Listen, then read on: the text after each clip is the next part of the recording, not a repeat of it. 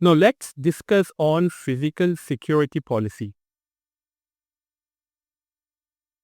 But the first thing I want from everyone is what's come into our mind when we say physical security. So first thing comes to my mind is a physical security guard, which takes care of a premise. Okay. Then we have physical access controls like fingerprint access, or it may be facial recognition access. Then we have CCTV cameras for physical monitoring of a premise, fire prevention and detection mechanism tools, water sprinklers example, and some physical boundaries or walls that can prevent any intruder. So we'll see all this. So we first have area classification, then office structure, security guards, then we have physical access controls. For monitoring, we have CCTV, fire detection and prevention mechanisms, HVAC, which is heating, ventilation, and air conditioning, bank Negara requirements for physical security. So as we are dealing with a Malaysian-based entity, we'll see what are the requirements for physical security from bank Negara. We also see what are the top physical security risks, then some related policies for physical security, and last item we would see a discussion point related to SOC 2. After the end of this all these topics. Okay. Now let's start with area classification. Now the first thing we do under physical security is to classify the physical area of the company in 4 types. So the first one is public area or common areas. So this is accessible to all employees, as well as if it is a shared facility, other employees also can access. So example could be a reception area, parking area, cafeteria. So these are the common areas accessible to all general public. The second are of the private areas. This is only accessible to all employees. So example, meeting rooms, office cubicles. So another company employee cannot come into this area, or another common public which does not have access to this company cannot come. Example could be any office cubicle. So only the employees of that company can access the meeting rooms or office cubicle. Now third is protected area or highly sensitive area. Now all employees of that company does not have access, only a specific subset of employees have access. Example could be a secure areas, server rooms. So these are the 3 categories if company have a physical office. Next category is there might be some company who provide remote work to the staff. So for them, we have remote work area or remote location. So this could be also a shared office or a co-working space.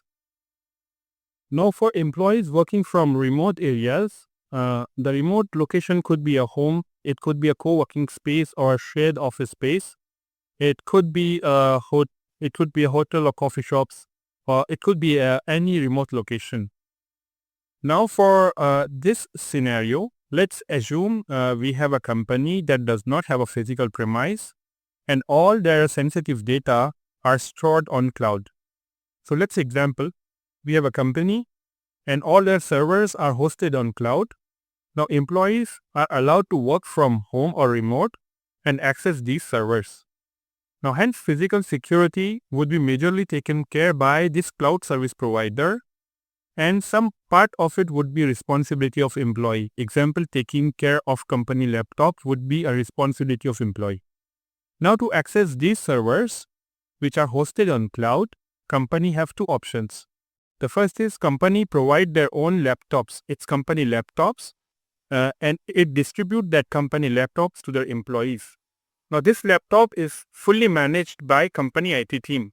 Example, they first apply all the security policies on the laptop, they install antivirus, and they do all the necessary configuration as a part of security baseline, and then share that laptop to that employee. Now employee typically does not have an admin access to this laptop. If employee needs an admin access, a special request needs to be done for the IT team, and they can process with the request.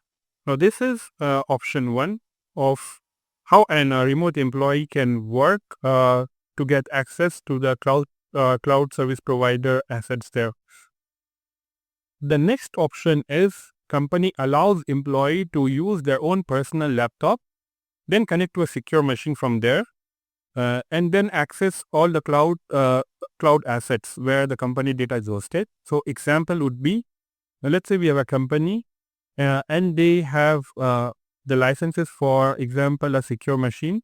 So we can call it as a fully managed desktop as a service. Example could be a AWS Workspace or Azure Virtual Desktop.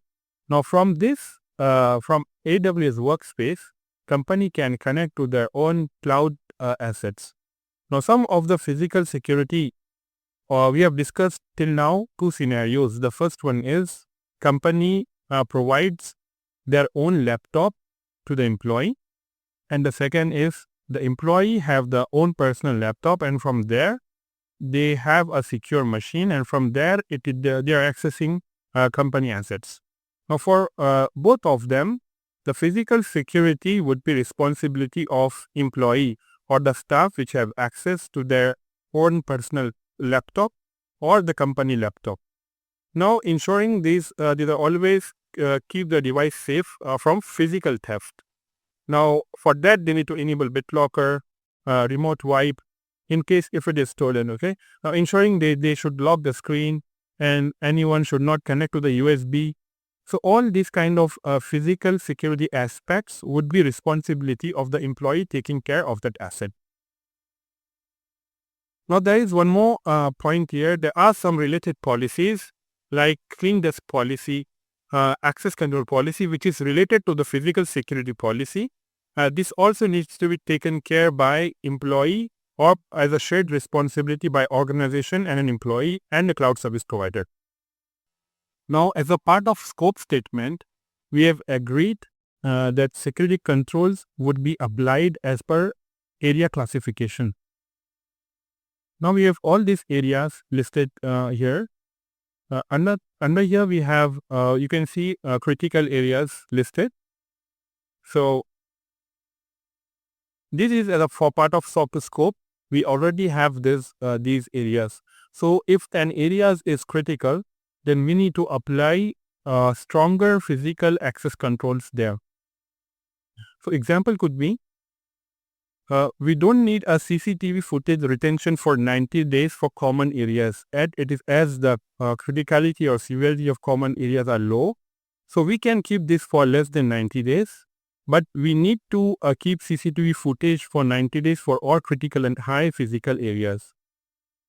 Now the data retention for CCTV footage is dependent on the local laws and organization requirements. Now as a part of physical security, office or the building structure, it should follow CPTED, which is Crime Prevention Through Environmental Design approach. So this approach have these 5 factors or principles: natural surveillance, social management, maintenance, its territorial reinforcement, and natural access control. Now, just for an example, we follow these 2 links. Now, if you see here, the first one, the natural surveillance in image 2 is much more clear and visible. We have here a glass-based windows. A person from outside can see inside. And if you see this image, we cannot see what's happening inside, and the person inside also cannot see what's happening outside. So we don't have a natural surveillance here. So similarly, we have some other rules. Our buildings or the office spaces should follow this CPTED approach, which ensures, example, we have proper lighting, the transitional areas are good, the entrance and exit, it follows their principles. So this is one of the things which needs to be taken care as a part of physical security. The next one are security guards. So security guards are part of security agency. So now company, they can hire their own security guards, or they can create a team, but it's better to delegate this task completely to a third-party service provider. So these third-party service providers, these provide these kind of facilities. which are unarmed security guards. So if you want an armed security guards, they can provide that also. And cash in transit and cash management. So if you are a bank and you want to transit some cash, so they have this facility. So in Malaysia, we have something called as MOHA, which is Ministry of Home Affairs, that takes care of the regulation and licensing of physical security guards agencies. Here are the list of some of the top security agencies in Malaysia. This is not any recommendation. We have captured these things from this website. For physical access controls, we have mechanical locks and keys, manual ID cards, smart cards for automated identification, biometric authentication for fingerprint access, and we can also have facial recognition access. Now all employees who wants to have some visitors, so we should have some visitor management process in place. For auditing reporting, so we have some kind of requirements. Example, physical access controls. So this solution must record and maintain all the logs information, including what is the time in and time out. So example, if an employee is accessing a door, so what is the time the door is accessed and what is the time the employee is leaving that door or leaving that premise. Now these logs must be maintained at least for 90 days for all critical or high physical areas, 60 days for medium critical areas, medium areas, and for 30 days for low areas. So this depends on local laws and the organization requirements. So company must define a visitor access management process. This process should include which physical areas these visitor can access and what are the time these visitor can access these physical areas. Now for premise monitoring, which is monitored by CCTV, we have some of the important elements here. Like all sensitive areas must be covered. We should not miss any sensitive area. Entry and exit point should be covered, and recording must be of a high quality or good quality so that it captures clear images. Regular testing of CCTV to ensure it's working, it's functioning well. CCTV footage available for minimum of 60 days. Now these 60 days are coming from regulatory requirements. Now we have some kind of regulatory requirements from Malaysia. Let's see here. Now this one is for money service business, MSB. So you can see here the placement of CCTV cameras. It should cover all the appropriate locations. So it's not like we should miss any sensitive location, like all the entry and exit point of a business premise. Now functioning of CCTV, we should regularly test that the CCTV is working. Okay, and maintenance of records. Now the 60 days are coming from here. So this is a legal requirement. So licensee shall maintain a CCTV for minimum of 60 days.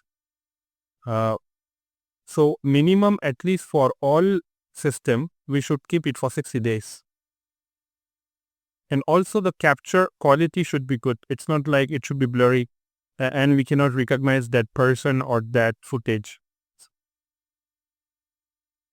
So these are some of the requirements. Another one you can see it here. This is a proposal paper. This is for PDPA. So this is Personal Data Protection Act 2010. This is for Malaysia. And this is a general for all areas or commercial areas or business areas which have CCTV installed. Because PDPA considered this footage as a personal data, and that's why we have some of the laws here. So example, it cannot be misused. So any CCTV footage, if it is an organization, so it's a workplace. So the primary purpose of the installation is a crime detection and prevention. So organization cannot misuse it for staff monitoring.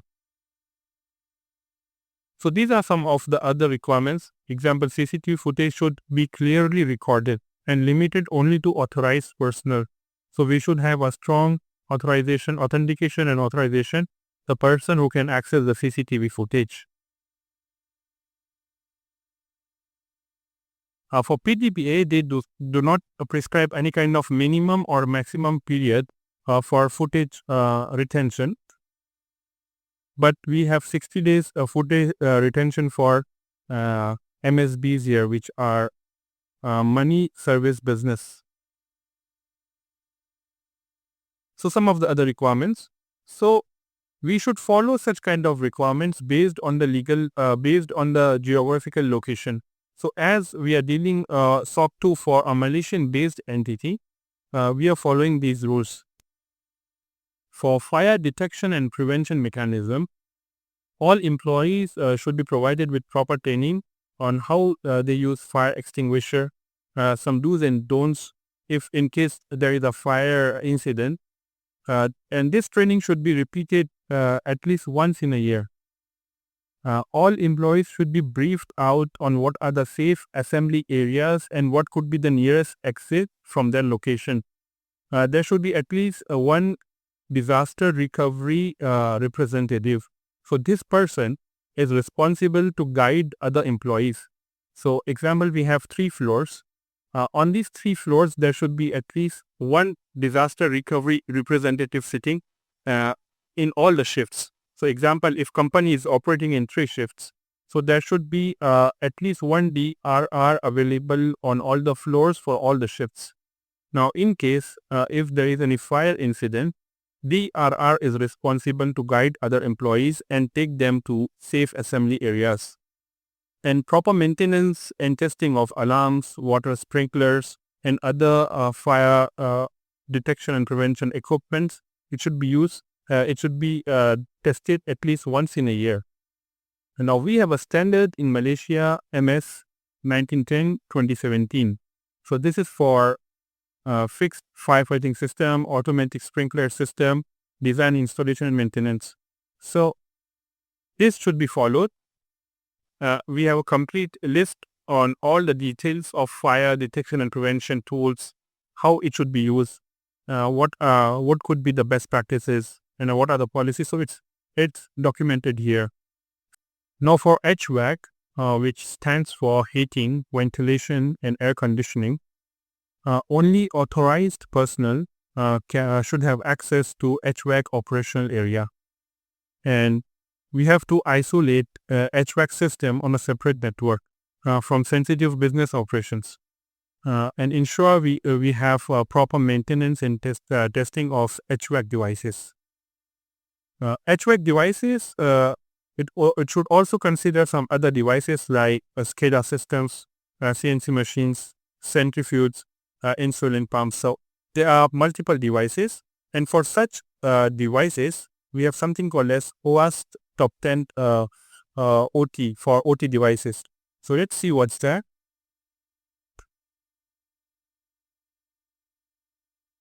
So this is OWASP Top 10 risk for OT devices, operational technology. So we have unknown assets and undocumented services. So we don't know what are the assets, and we have the things we have brought. It is not properly documented. We have devices with known vulnerabilities. So these are the top 10 issues with OT devices. So can take a look at this, and we can audit our HVAC devices as per this OT. Another thing here is we have a standard for HVAC for Malaysia. So if you go here, this is JKR some version, and this is in 2020 standards for HVAC, and this is from some Malaysian-based entity here. You can go through this. It's a big document. So this is a standard every building should follow, or every organization that is constructing a structure should follow such kind of good practices or best practices, and it should align with these standards. So for other countries, we may have some other requirements for HVAC. Okay, so we should follow as per the company where it is located. Now let's see some of the Bank Negara requirements for physical security. For the latest updates, please follow the official website. So here you go. A second.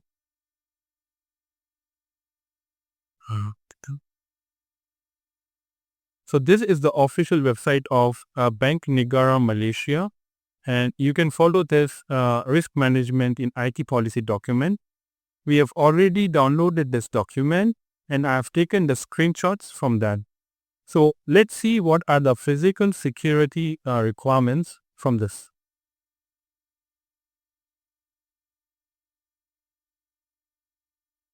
Now if you see here, it's S10.12. Financial institution shall physically segregate the production environment from the development and testing. So this can be done as a physical requirement. We have some other like physically secured unauthorized access. So employee should have some kind of facial recognition or fingerprint access lock or fingerprint access or authentication and authorization for the premise access. These are some other requirements. So the blueprint must highlight both physical and logical connectivity. So this is for network. Physical security data breach. So this is also a requirement. Financial institution must implement proper access controls. So these access controls are both logical access controls as well as physical access controls. So here also we have physical and logical access controls. Similarly here, if it's an ATM or some kind of cash or non-cash SST, is self-service terminal, then it have all the physical safeguards. Okay, and here also we have physically secure environment for SOC. SOC is a security operation center where we have all our devices connected, and it should be protected and physically secure. These are some other requirements. So a removable media to a different physical location. So if we need to transport such kind of devices to any other physical location, we should follow this process. Apart from that, installing alarm system with mechanism for a central alarm system for bank staff. So this is another requirement. You can see all these requirements from Bank Negara Malaysia, and we have to implement this and apart from that, you can see here we have physical and environment security. So kindly follow this document here, RMIT, and you can check for all physical access controls under this document. This might be updated, so you need to follow the updated document. Let's discuss some of the top physical security risks. The first one is internal threats or internal bad actors. So these can be employees, contractors, another staff which have a legitimate access to your company. Second one is tailgating. Employee letting in some other might be employee which does not have access to your department or some other person who does not have access to the department. The next one is physical theft. So this would lead to asset theft, which is ultimately a data theft. So next one is sufficient logs are not maintained. Example, we have CCTV footage. It's not available at some point, or let's say legal requirement is to maintain for 60 days and we are keeping it only for 15 or 30 days. So the next one is equipment not properly maintained or not properly tested. So it's called as an equipment failure. So if equipment is not functioning when a real incident occurs, then that's another risk. For example, a fire alarm or CCTV, etc. So all these systems are not functioning when there is a real incident. Next are natural disasters like earthquakes, monsoon, lightning, dust, and soiling. So all these are natural disasters. And apart from natural disasters, there could be other disasters like power failure, fire, water, epidemic, or some landslides. So these are some of the other disasters. Next one are workplace violence. So any kind of physical violence from humans.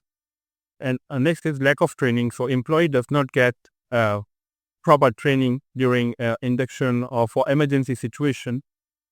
The next is attack on office premise. So this can be a physical attack, example drone attacks or some other attacks. So these are the top physical security risks. Now for physical security policy, we have some related policies like a clean desk policy, remote work policy, access control policy, and data retention policy. Now we have a discussion for a SOC2 scenario. So let's say we have a company called ABC SDMBSD. This company have a virtual address and this is not physically present anywhere. So this company does not have a physical address. All company employees are working remotely and this company have clients hosted on the cloud environments. So let's say this company is 30 to 50 employees. They provide some IT services. They use cloud services like Microsoft Office 365, cloud environments like Azure, AWS for the clients. And the full setup for this company is remote. All the employees are working from remote, although they have a virtual office address. Now, this company needs a SOC2 attestation, but they don't have a physical office. Now, there are two questions here. The first one is, can this company get a SOC2 without any physical office? So, for SOC2, should a company have a mandatory physical office? So this is the first question. And second one, does this company needs a virtual office address to get a SOC2 attestation? Or SOC2 is possible even without a virtual address? So these are the two questions for this scenario. Kindly comment down your answers below. Now let's see a physical security policy. This is just a sample document. We have a document control page, which have a document ID, security classification, so some other details. We have a confidentiality statement. These are the contents.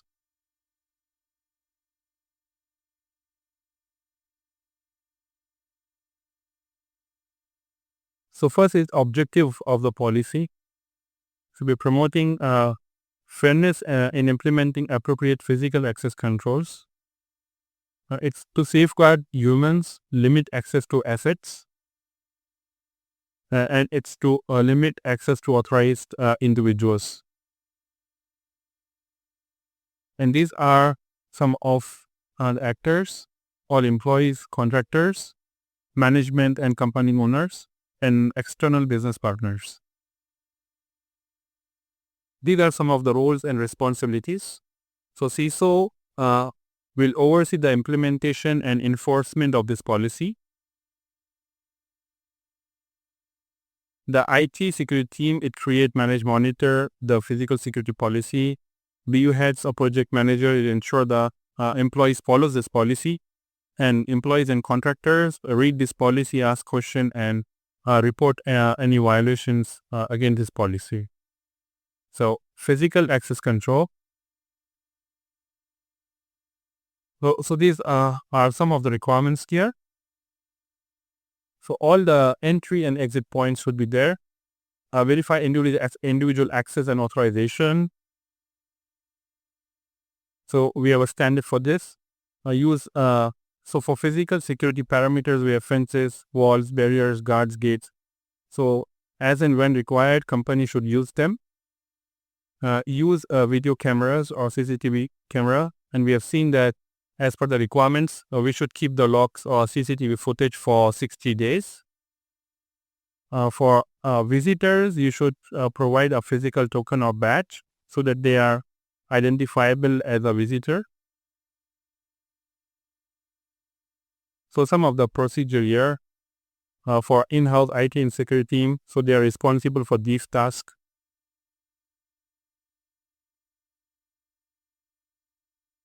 Monitoring physical access. So we should review all physical access logs. And here are the things like retaining physical access data for at least 3 months, which is 90 days, unless otherwise restricted by law.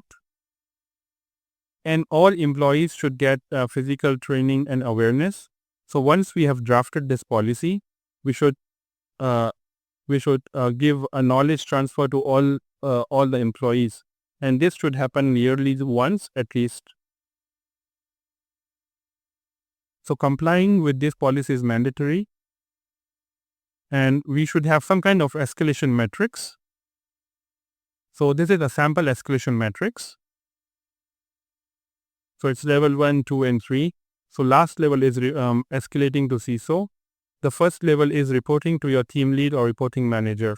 And you can provide this to any ticketing tool, or you can provide any email here. For policy exceptions, you should follow some kind of document here. We have a policy exception template. Under this template, you can provide a valid business justification why you need exception from this policy, and what are the things you need exceptions for. This should be approved by the management, and then CISO or security management can decide if they can provide the exception for this policy. For policy reviews and update, it should be reviewed at least yearly once, and depending on the requirements. For this, we have a policy exception form. We have a document control page here.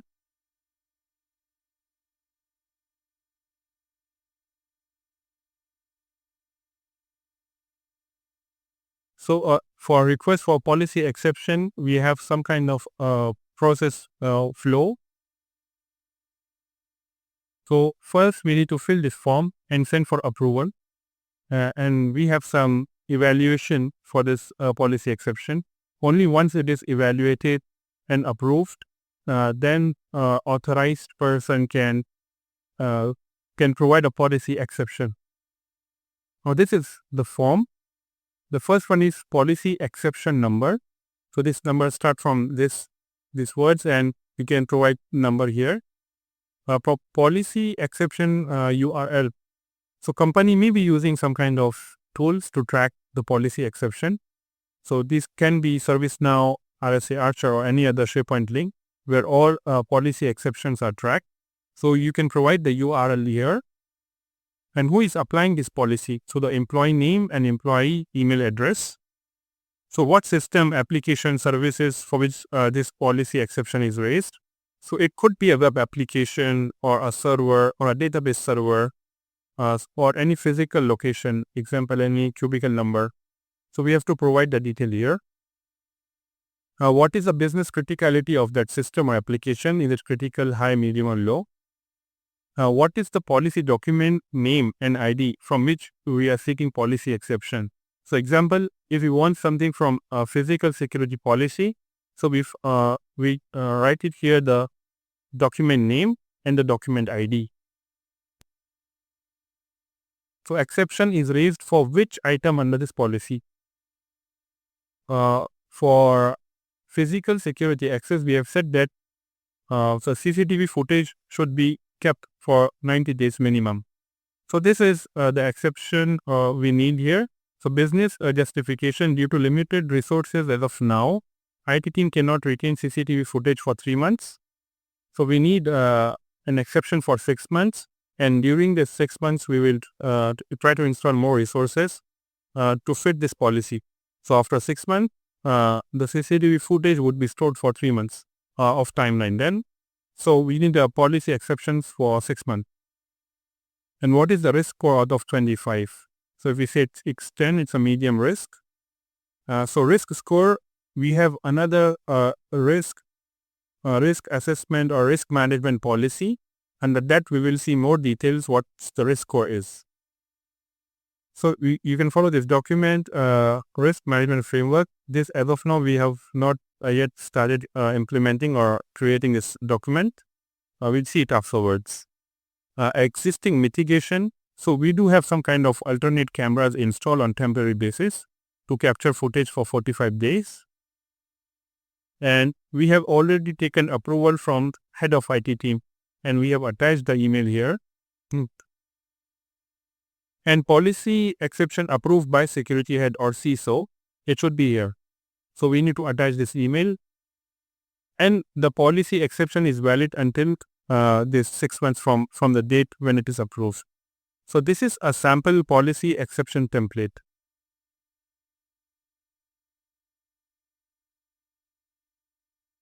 Now you can take that exception and get it approved, and then you have that exception valid for 6 months.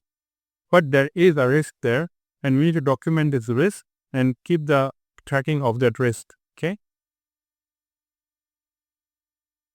So that's on the physical security policy.